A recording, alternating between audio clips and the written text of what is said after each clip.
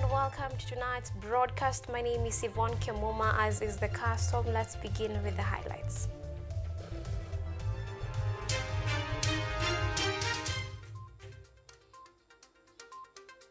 Nairobi County Government and the Kenya Power agreed to end their wrangles and resolve recent differences amicably. Health CS Dr. Deborah Mlongo Baraza grilled by Senate over mounting SHA concerns and the broader healthcare challenges. President William Ruto calls for unity among Kenyans in tackling the country's challenges.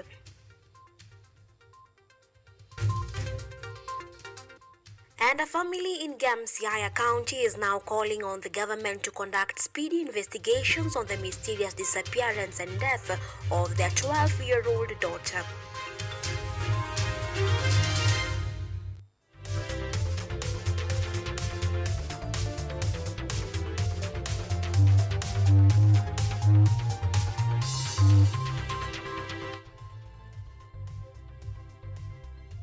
This is KUTV Primetime News with Yvonne Kemuma.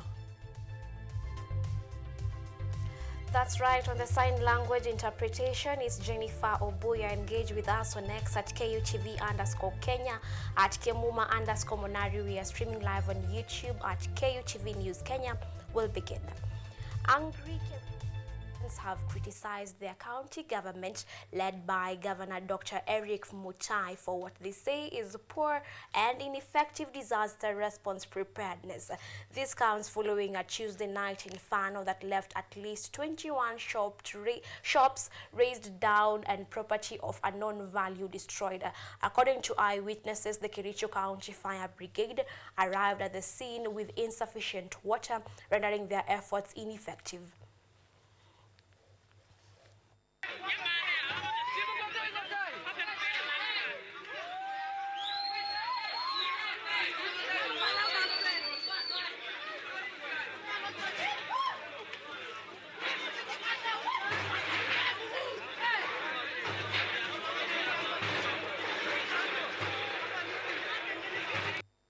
Now in Nairobi County Governor Johnson Sakaja has finally broken the silence over the ongoing feud between the Nairobi County government and the Kenya Power, detailing that both parties agreed to end their wrangles and resolve the situation amicably after a high-level meeting convened by the head of public service, Felix Koskei.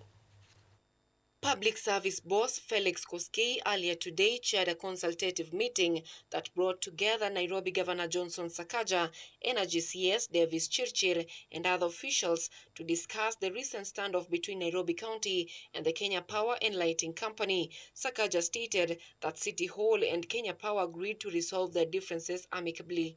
The first thing we've resolved that all hostilities end and issues be sorted out amicably. We have now given instructions to restore water supply to their premises and to remove the trucks that had been blocking access. It was of course unfortunate that one of the trucks tipped garbage. That was not the intention. The two institutions have been embroiled in disputes stemming from debts owed to each other. Nairobi County owes Kenya Power over 3 billion Kenyan shillings in electricity arrears, leading to Kenya Power disconnecting the county's energy supply. In retaliation, Nairobi County clamped KPLC vehicles, cut water supply to their premises, blocked sewage systems, causing raw sewage to flow outside, and dumped garbage at Steamer Plaza, blocking access to the premises.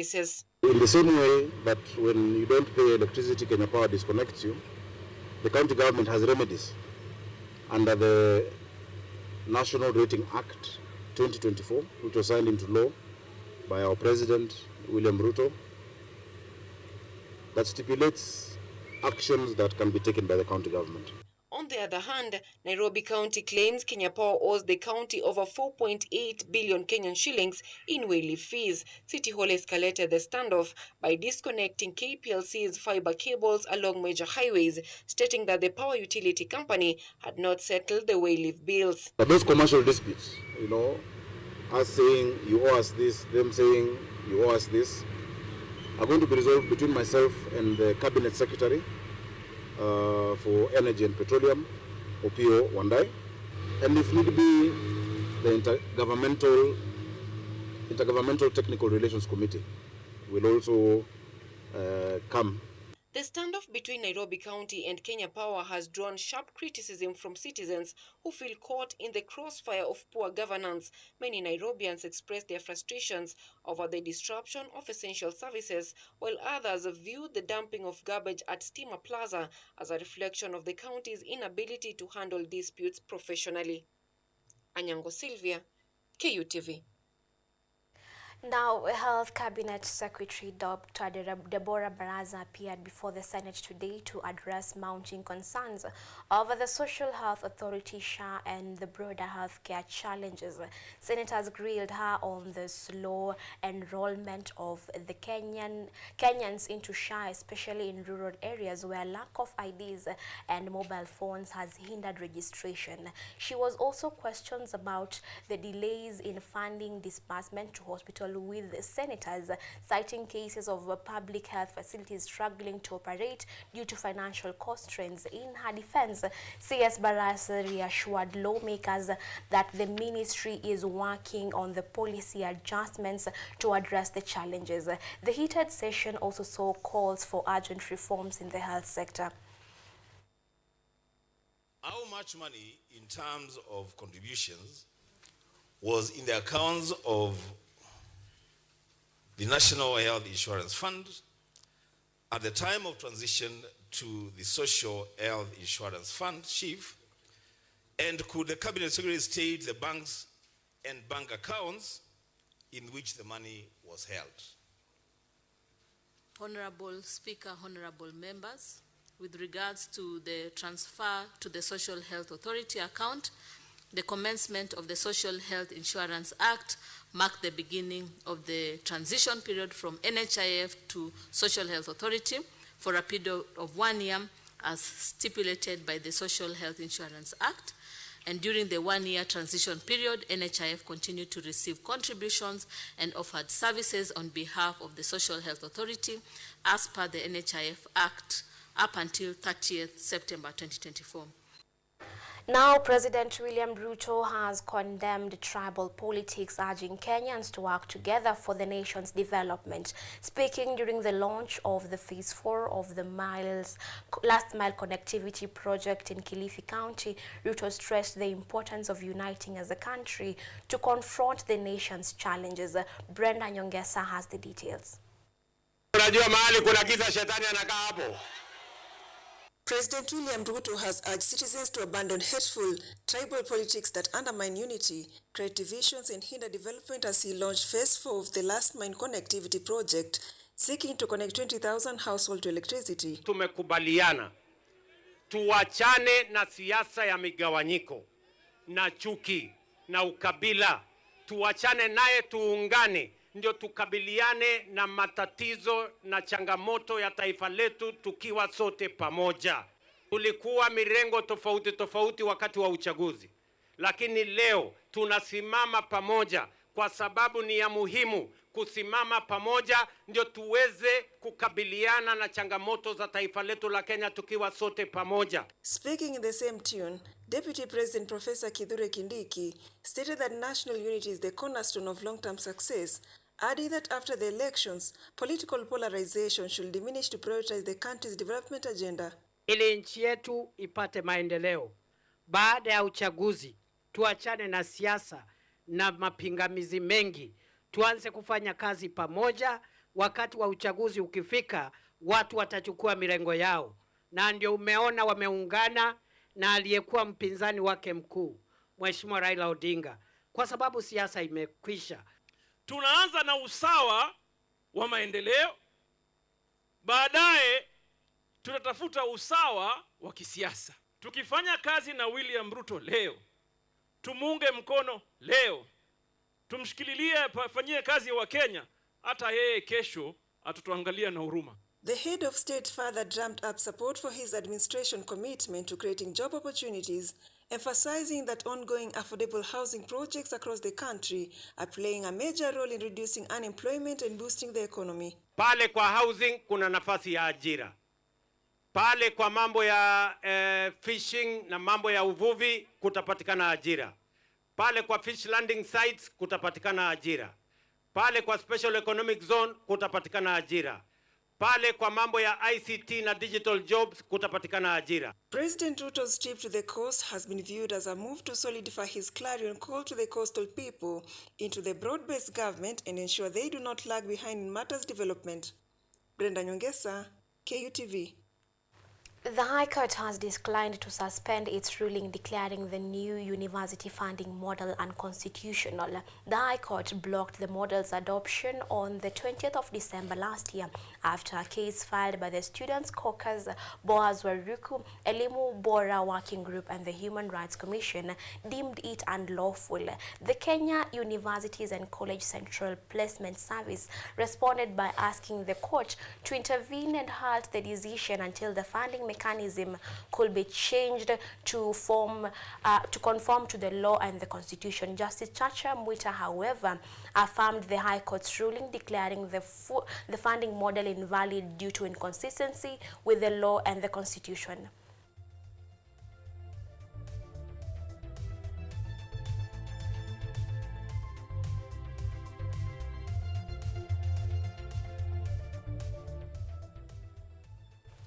Now, a family in Kemuma sub-county in Siaya is desperately calling for justice following the disappearance of their 12-year-old daughter, whose remains were found dumped in a thicket. The family now says that they only discovered the girl's bones, skulls, and clothes that she was wearing at her time of her disappearance. The family now wants the government to expedite investigations that will bring to books those who are behind their daughter's killing. Death has left a hole in the heart of a family in Siaya after Catherine Akinyi, a grade 4 pupil at Kayeye Primary School, left home on February 9, 2025 to watch a football game at a nearby Nyagondo Primary School grounds, never to return home. Hawa watoto waliniambia ilikuwa ni kijana ile ya ras. Na unajua hiyo kijana ya ras ingeweza kujua ni kijana gani. Ile alikuwa amesimama na yeye huko Nyagondo.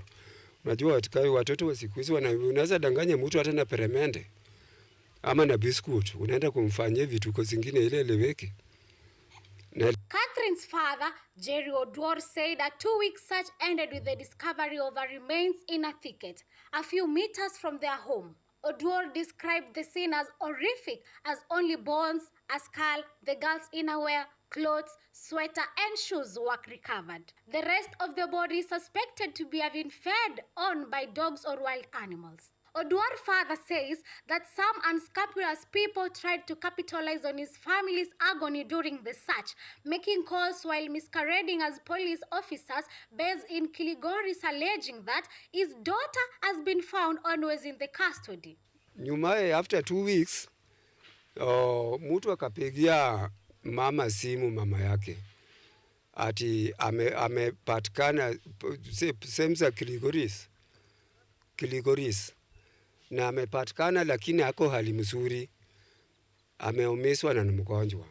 Disturbed by the turn of events, the deceased elder sister, Mercy Atieno, while decrying of the cost of post-mortem, DNA test and funeral cost, is called on the government to intervene and expedite investigations. Ilikuwa na huzuni sana, kama mtoto wa miaka 12 peke yake anaweza uliwa kama umbwa mpaka ache kichakani, amebaki mafupa.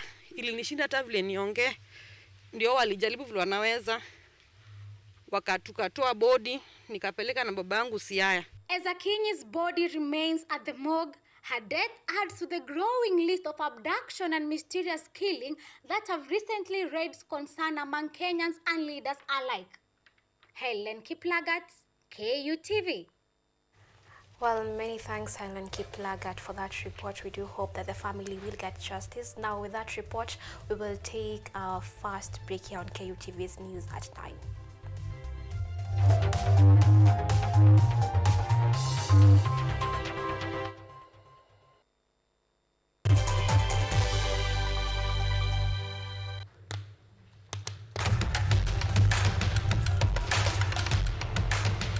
Access to knowledge, solution to unanswered questions.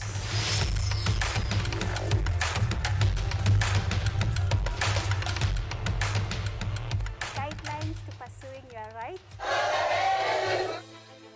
and repossessing your property, intellectual or material.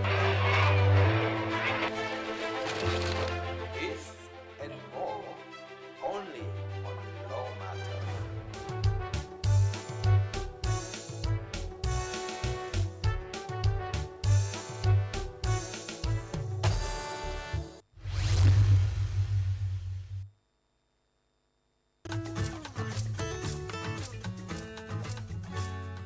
Hi, my name is Stella Tioi. Jina langu naitwa Kemuma James. This is Mandela Gaya. Ugonjwa ulipokuja ulichukua siku 3 ukaniweka in coma. 20 wamezikwa, 2 ndio wako hai. I don't even know how it feels to see. I feel like I cannot express myself well the way somebody who can walk can actually express themselves. Ilichukua muda mwingi mrefu tena mpana ili kuikubali kwamba mimi siwezi tembea tena. I've come to actually accept myself. Ukijaribu kumsimamisha mtu umwambie tafadhali nionyeshe njia, They find it quite strange talking to you. You should just make schools integrated, Inclusive setups. by providing the right facilities.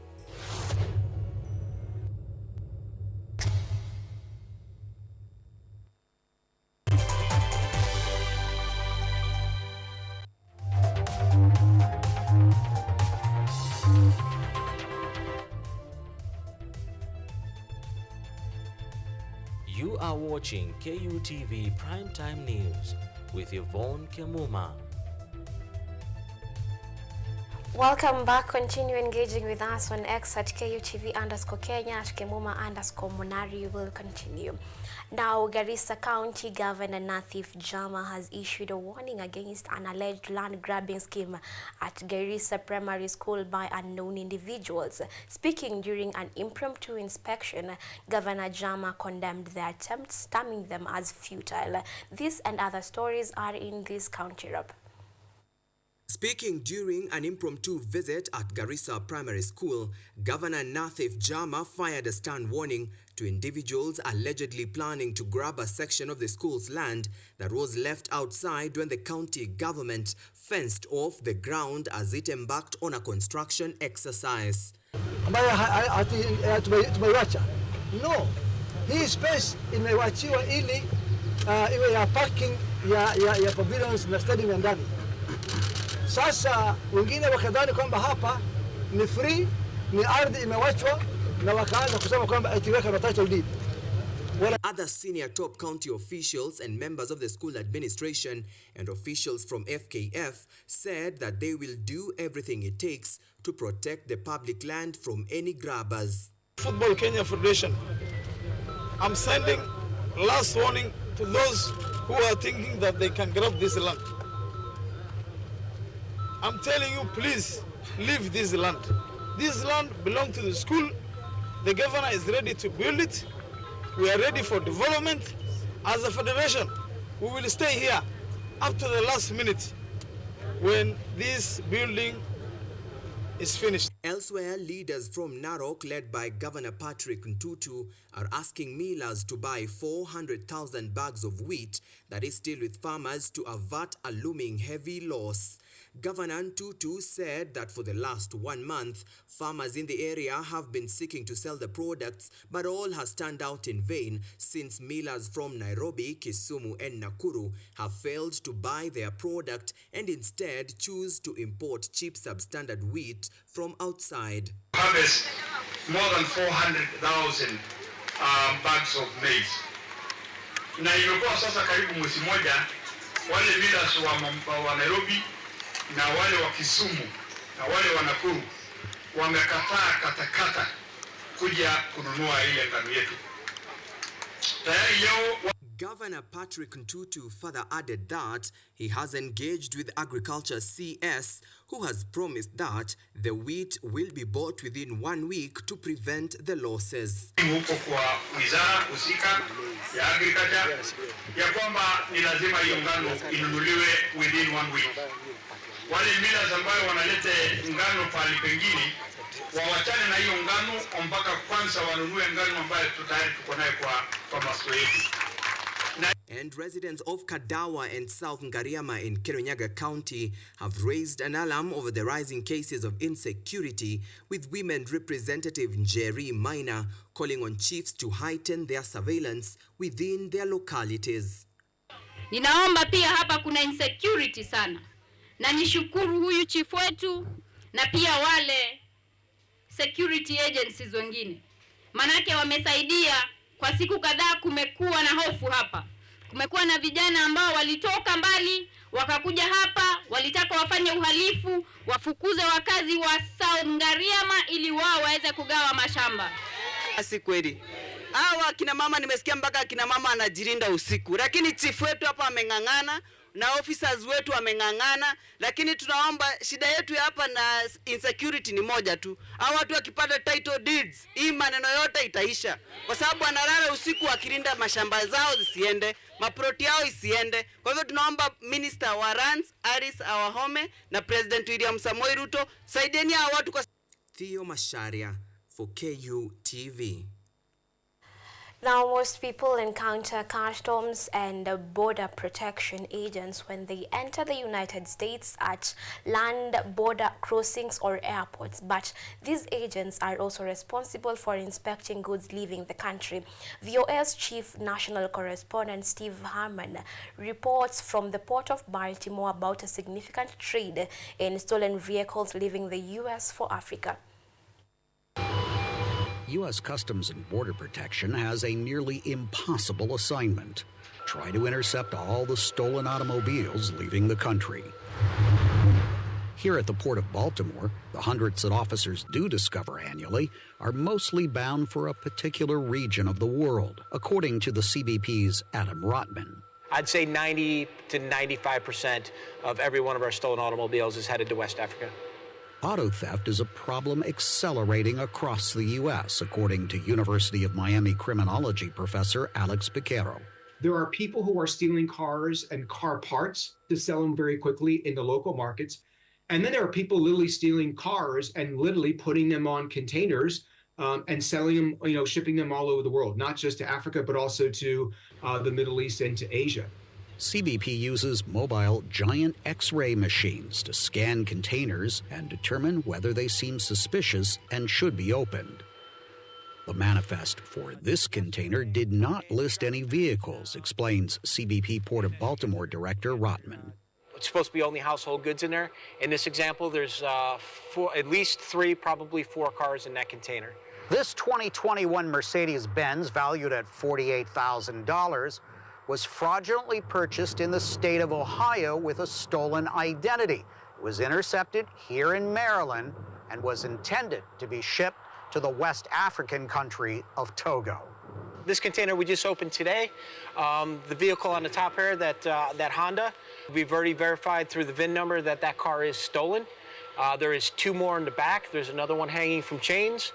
Law enforcement says criminals frequently rent cars for a 30-day period, drive the vehicles directly into a container, and post a fake VIN, the vehicle identification number, over the real one. The car will not be reported stolen for a month. By then, it could already be on a ship on the high seas. Rotman's team hopes to intercept such cars before they head out to sea. We noticed that the check digit on the VIN doesn't match what's supposed to be on a Ford truck.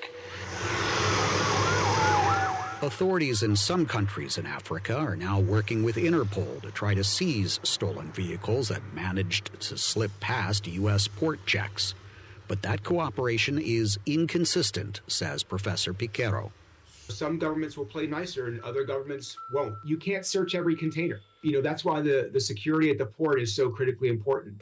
With so many buyers seeking a deal on a used car, often with no questions asked, there is unlikely to be a slowdown in the global traffic of stolen vehicles. Steve Herman, VOA News, Sparrows Point, Maryland. Now from that we are due for a second break, and then I'll be back with the sports news, so see you on the other side.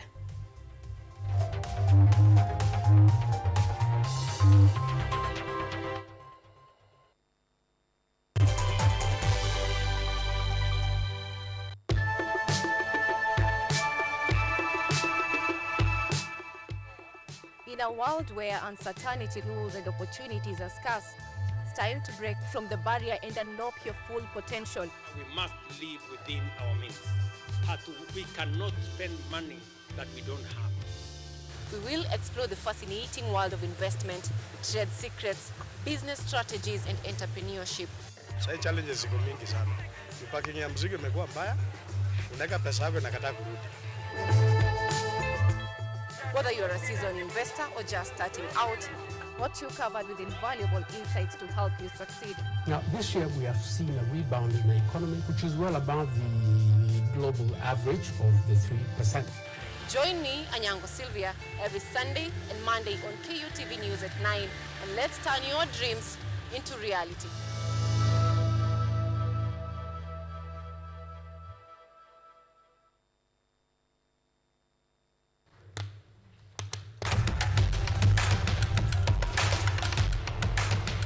Access to knowledge,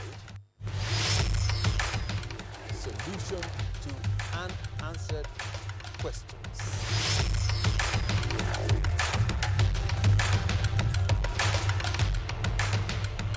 Guidelines to pursuing your rights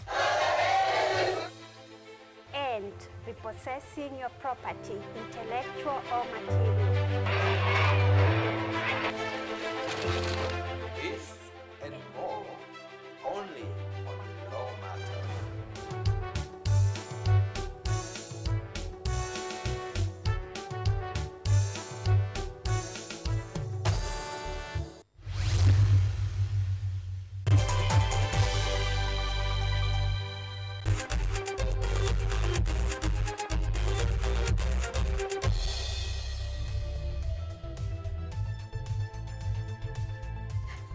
Five matches are in the card in the English Premier League fixtures. Tottenham will be hosting Manchester City at Tottenham Hotspur Stadium at 10:30 p.m. East African time. Meanwhile, Manchester United will battle it out with Ipswich Town at Old Trafford Stadium. At the same time, Nottingham Forest will be facing Arsenal at the City Ground Stadium as Liverpool wrap up tonight's fixtures with the clash against Newcastle at Anfield at 11:15 p.m.